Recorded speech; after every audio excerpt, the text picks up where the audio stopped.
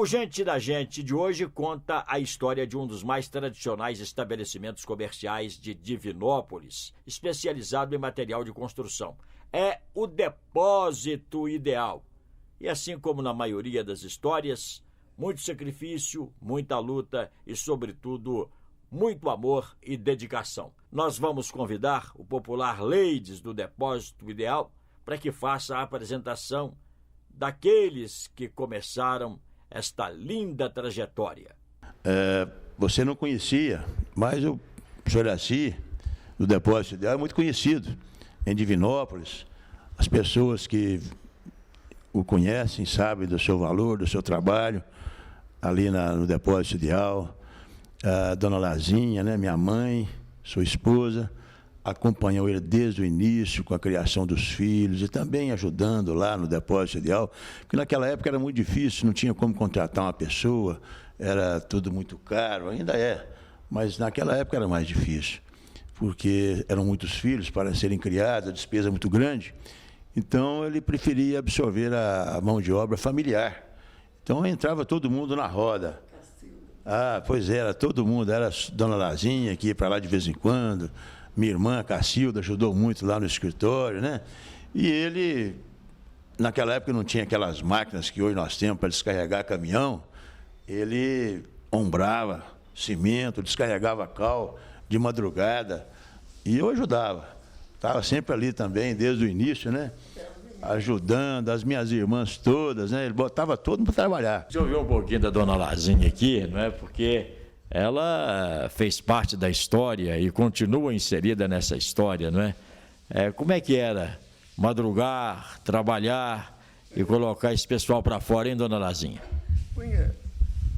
Ele punha os filhos para fora para descarregar caminhão que vinha de longe, né? Então eu tinha que levantar à noite, qualquer hora que chegasse, tinha que levantar. Entre 65 até 80, que a coisa foi mais... 80 não, até 77. 65 e 77, porque em 77 eu já assumi, aí a história foi diferente, porque nós já começamos a implementar um gerenciamento mais profissional e menos familiar, né, no Depósito Ideal. Trabalhou a vida inteira, sabe? A vida inteira. Essa paixão pelo trabalho, né? Começou a vida como lenhador, lá abastecendo as residências de Carmo do Cajuru com lenha, abastecendo a mineira de lenha também, a rede ferroviária, na época a rede mineira de viação, com dormentes. Então ele pegava matos para desmanchar, naquela época a Barragem do Cajuru estava sendo formada, aquele lago ia ser inundado, então ele pegou uma faixa grande de madeira ali, de terra, para desmatar. E ele tinha uns carros de boi e ele usava o machado. Na época não tinha ainda a tal de motosserra, né? E ele, no machado, com mais uns companheiros, ele produziu muita riqueza ali, fornecendo lenha para o combustível doméstico, dormentes para a rede, lenha para carvão da Companhia Mineira de Siderurgia, que estava surgindo na época. Então, ele fez parte desse contexto. Lá na base, usando o machado, o carro de boi, né? Embranhando matos e selvas, às vezes, virgens ainda, e onde ele conta muita história, contava até há pouco tempo de muita onça, muita cobra, sabe? Tinha uns americanos lá, engenheiros da barragem de Cajuru, que encomendava para ele, mamãe estava lembrando disso esses dias, encomendava cobra, mas para comer. A história deles, eles nasceram onde, são procedentes de onde, até darem início aqui ao nosso Depósito Ideal.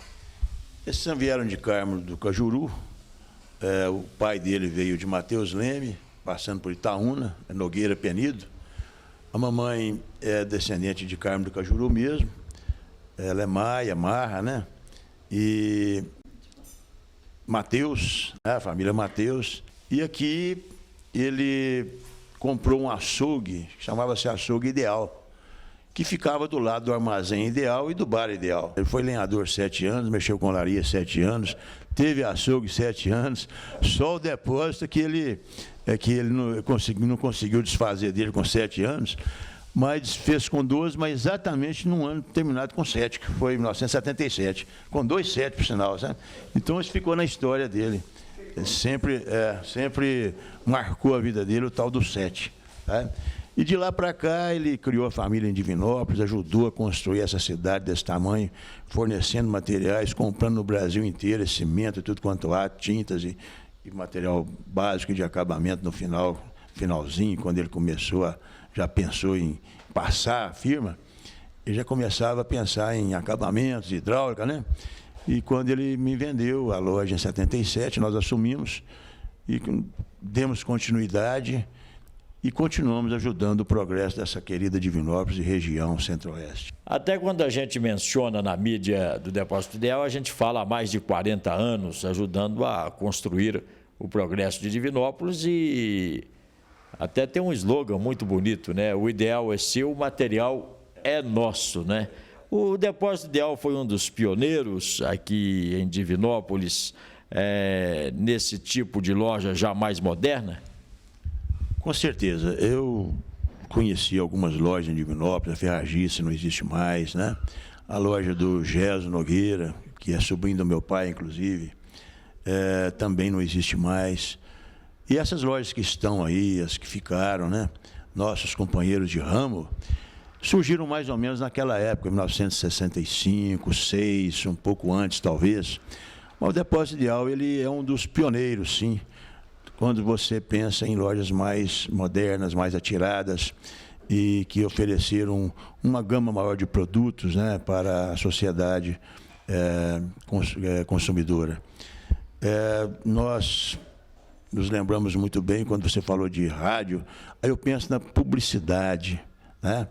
Na época, nós não tínhamos, tinha Rádio Cultura na época só, e o jornal que nós tínhamos parece que era o Diário do Oeste, do Leônidas Schwind, mas não se tinha dinheiro para fazer propaganda, mas mesmo naquela época, o senhor Assis já criou um slogan para o Depósito Ideal, e era o seguinte, servimos bem para tê-lo sempre. E era com esse slogan que ele conduzia, né, a parte publicitária da loja, e mais na base da propaganda ao pé do ouvido. Hoje nós temos essa parafernália de agentes de comunicação, que são rádios, televisão e jornais, internet, né? Até o celular hoje está fazendo propaganda, né? Faz parte agora do rol de instrumentos de publicidade. Mas na época não tinha. Então você tinha que servir bem mesmo, para ter o cliente sempre. E esse era o lema do Depósito Ideal. Ô, Leides, a primeira loja do Depósito Ideal, porque hoje nós todos sabemos, o Depósito Ideal fica na Rua Goiás, quase esquina com Bahia, entre Bahia e Mato Grosso. Esse é o endereço do Depósito Ideal, que qualquer um que esteja principalmente subindo a Goiás, né, vê o letreiro, localiza bem a loja.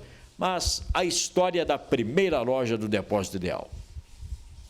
Bom, essa foi bastante interessante. Papai tinha uma olaria ali na Esplanada e ele colocava uns tijolos ali em casa, na Rua Bahia, com Minas Gerais. Na rua mesmo, na época tudo era permitido. Colocava na calçada e sempre tinha alguém para comprar uns tijolinhos dele. Que estava ali, era na base do arrendo, né? Então eu tirava do Esplanada, trazia para o centro. E ele começou a perceber que era um ramo que tinha futuro, que Divinópolis estava crescendo, isso há 40 e poucos anos atrás. E ele, então, tinha um lote do lado e virou para a dona Lazinha, né? Falou, Lazinha, eu vou montar um depósito de material de construção aqui. Então, como é que você vai? Não, eu vou comprar um caminhão de areia, um caminhão de brita, sabe? E vou arrumar um telefone, e vou ali em Arcos ver se eu compro um cimento, um cal. E começou dessa forma. Então, a primeira loja foi na Rua Bahia, número 654, em frente ao Tavarana, todo mundo conhece, né? Bahia com Minas Gerais. Em 77, aliás, em 1980, é que nós mudamos ali para a Rua Goiás, no ponto onde estamos instalados atualmente. O Depósito Ideal e a concorrência, como é que é a história, né? Com o crescimento da cidade, surgiram os concorrentes e a modernidade foi chegando. É uma trajetória também que merece registro, né? Com certeza. Primeiro, esse termo concorrente não existe para nós do Depósito Ideal. nós preferimos tratá-los como companheiros, não como concorrentes, companheiros de ramo, de luta. Temos os mesmos problemas e o mesmo objetivo, a mesma missão, que é trazer para a cidade toda a novidade, material de construção e ajudar essa cidade, essa região a progredir. Mas o relacionamento entre essa concorrência, entre aspas, né, sempre foi muito cortês, sempre foi muito amigável e, inclusive, temos um convênio com todos eles, todos nós nos socorremos quando falta um ou outro item numa lista, para não deixar o cliente decepcionado e ficar ali sem levar o material. Sempre que não tenho, eu me socorro com os companheiros de ramo, e eles fazem a mesma coisa. Mexer em qualquer setor, né, do ramo do comércio, no país sempre muito instável na sua economia, trocando sempre de moedas, de política econômica, e alcançar o que o depósito ideal alcançou, é muito difícil? É um trabalho hércule, foi um trabalho hércule, porque iniciaram um projeto desse sem capital, sem conhecimento. Você não tinha nada por conta. O senhor Assis foi um pioneiro do ramo, ele entendia de tijolo, não entendia de mais nada nessa área. Hoje você vê a gama de produtos, a lista de produtos que nós temos, que trabalharam, uma coisa quase que infinita. Você olha o acabamento, hidráulica, pintura, né? Pintura hoje, a máquina tintométrica tem mais de 100 mil, aliás, de 10 mil cores. É infinito. Você oferece para o cliente cores infinitas, você jamais imaginaria há 20 anos atrás que isso fosse acontecer. Os planos econômicos, todas as trocas de moedas, fizeram com que várias pessoas do ramo sucumbissem. Vários companheiros nossos não suportaram e quedaram realmente, fecharam as portas, faliram ou mudaram de ramo. Então, para nós que estamos aí de pé, tanto o Depósito Ideal como os nossos parceiros que estão aí de pé, eu acho que é motivo de comemoração e sem nenhuma modéstia, é motivo de falar que somos vencedores, porque a situação econômica, a instabilidade da economia, do país, da política, fez com que décadas inteiras fossem perdidas. Nós temos a década de 80, foi totalmente perdida em termos econômicos, você sabe disso. Você é um homem que acompanha a política, o esporte principalmente, né? Então você sabe que a década de 80 foi perdida, totalmente perdida. E, no entanto, sobrevivemos. É motivo de vez em quando, levantar uma taça, né? E brindar isso aí. E sempre agradecer a Deus por estarmos de pé. O Depósito Ideal, ô Leites, o Depósito Ideal, passando por todas estas fases, não para por aí. Continua crescendo, continua se atualizando, continua se modernizando, não é isso? Nós temos uma preocupação em otimizar o espaço, em melhorar a logística, em melhorar a comunicação com os nossos fornecedores, nossos clientes, em treinar os nossos funcionários para um atendimento melhor e, dentro de um mesmo espaço, melhorar sempre também a área de informática, para dentro do mesmo espaço atender sempre mais pessoas e de uma maneira mais eficiente. Então, assim, o nosso compromisso, né, é com a qualidade e com o bom atendimento. Muito bem. Com as imagens deste casal empreendedor, senhor Iraci e dona Lazinha, é que a gente faz questão de dizer que o Depósito Ideal é gente da gente.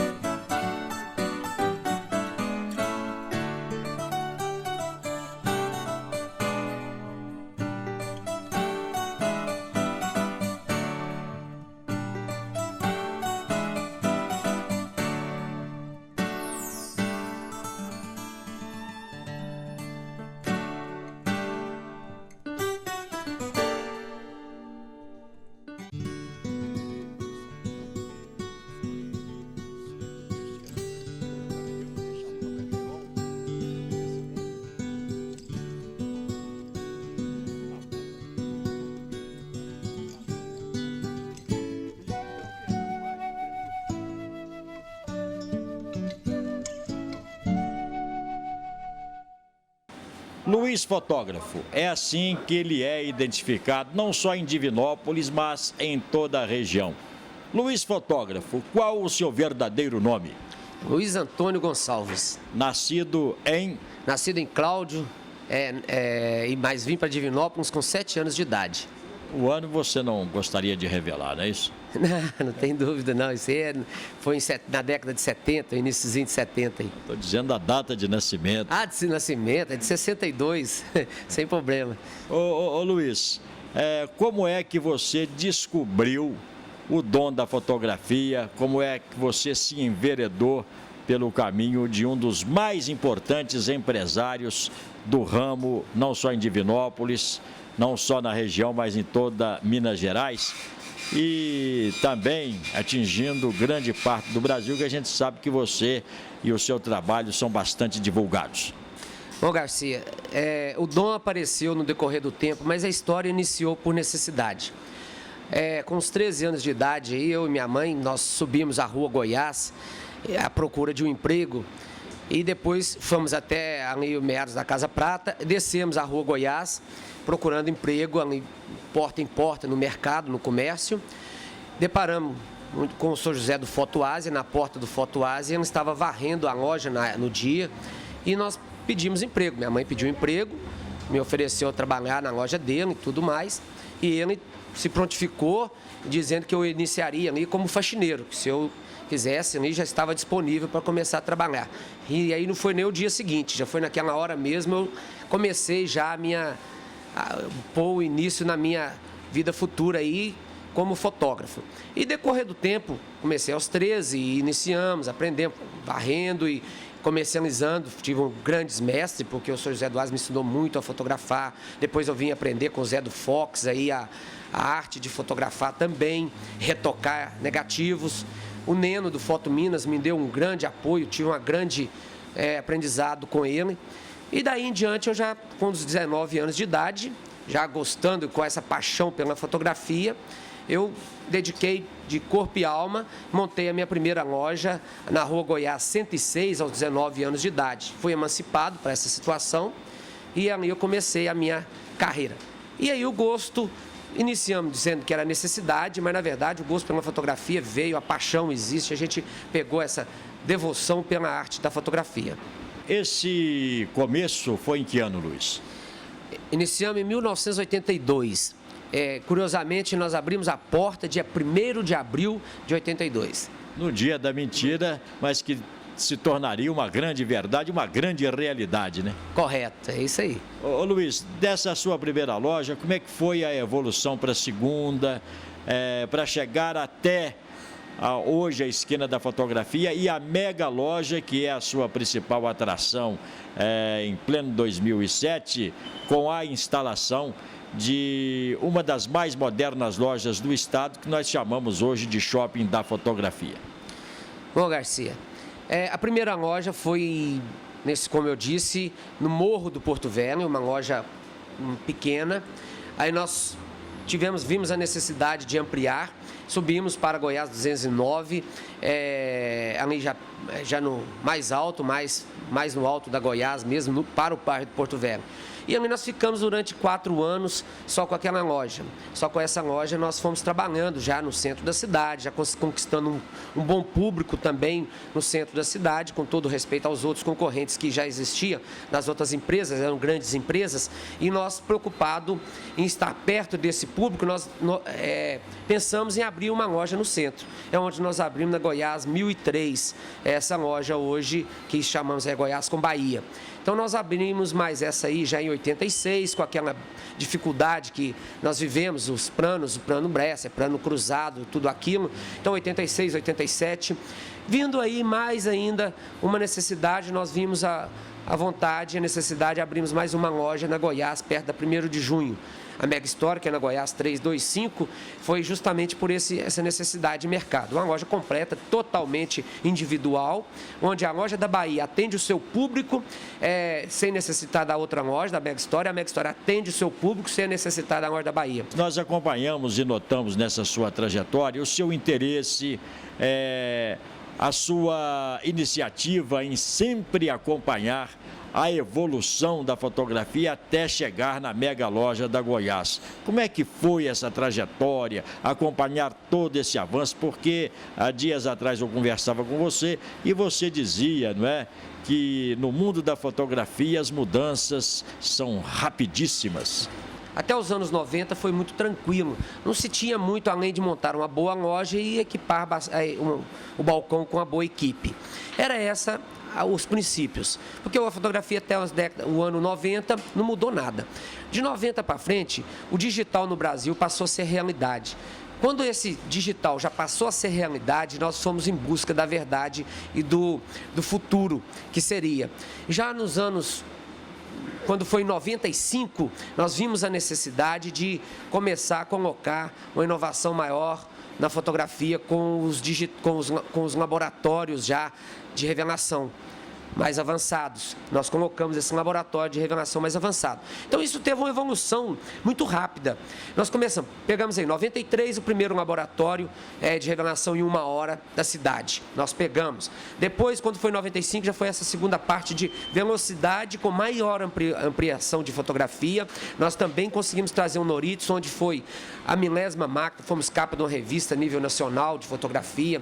Essa 1000ª máquina é um marco importante, nós que gostamos também de futebol, porque tudo que é milésimo é importante. 1000º gol do Pelé, 1000º jogo da seleção brasileira. Então você teve a honra de marcar esse gol importante na sua história, que foi adquirir a 1000ª máquina Noritz. Que, sem dúvida, me abriu um espaço para nível nacional, porque fomos divulgados a nível nacional através dessa revista, com a capa da revista, juntamente com o presidente da Noritz no Japão, que veio até o Brasil, e mais um diretor do Brasil, assim, juntos fomos divulgados a nível nacional, onde nos abriu a porta para hoje termos vários clientes a nível nacional. Logo em seguida, quando foi no início de 2000, em 2000 exato, a primeira máquina de revelação digital do estado de Minas Gerais foi divulgada novamente uma página nessa mesma revista.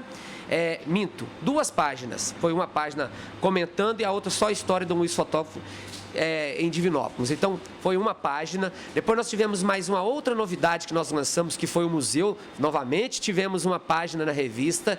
Depois nós tivemos uma mudança, onde nós fomos escolhidos entre 23. A Kodak nos davam uma festa, um valor em festa para a gente fazer, para convidar os fotógrafos para vir até a nossa loja conhecer. E no que a gente tendo os fotógrafos para mostrar a loja e tudo mais, ali com festividade. E essa coisa que todos nós gostamos, coquetel, né? Coquetel. Uma boca livre, né? Fazer essa boquinha. Aí nós pensamos, vamos deixar disso. Coquetel é muito importante, é interessante, mas toma-se hoje, acaba amanhã, vamos mudar de opinião. Vamos fazer uma mídia. E eles nos presentearam com o mesmo valor do coquetel, fizeram uma mídia nessa revista a nível nacional. E isso me gera até hoje vários clientes de outros estados mandando trabalho para nós e recebendo em casa. E todo mundo que mexe na mídia sabe que tem em Luiz Fotógrafo um cliente em potencial. Como é que é esse seu relacionamento? Como é que é essa sua história com a mídia? Eu sou lá do Chacrinha, quem não se comunica se estrumbica. Desde o princípio nós temos aí o gosto pela mídia, o hábito de divulgar, vamos chamar de hábito. E tem histórias interessantes que quando começamos ali no Morro do Porto Velho, nós 19 anos de idade, a minha equipe tinha seus 19 também, 18 anos, nós não tínhamos dinheiro para divulgar. Aí sabe o que a gente fazia, Garcia? Depois o Júnior vai mandar a conta atrasada para nós. Mas nós fazíamos que o programa do Zé Carlos, às 3 horas da tarde, Simval Madeira e outros radialistas na época, os programas com audiência muito boa. Aí nós ligávamos para a rádio, pedindo música para as pessoas da rádio, do Luiz Fotógrafo, mandava música para o Luiz Fotógrafo, a turma do Luiz Fotógrafo mandando música para a namorada, para as moças lá, ou para os companheiros, para os pais. Então nós usávamos o hábito e pedia às pessoas, liga para a rádio e oferece música para a turma do Luiz Fotógrafo. Então nós estávamos sempre sendo falado, ligávamos usando outro nome, mandando o nome, e aí vinha. Então nós, quando não tinha condição financeira, já iniciamos com essa brincadeira e fazíamos já a mídia e vivíamos no rádio. E a mídia está sempre nos escolhendo, busca para alguma coisa, busca para fazer, mostrar o nosso trabalho. Mídia é tudo.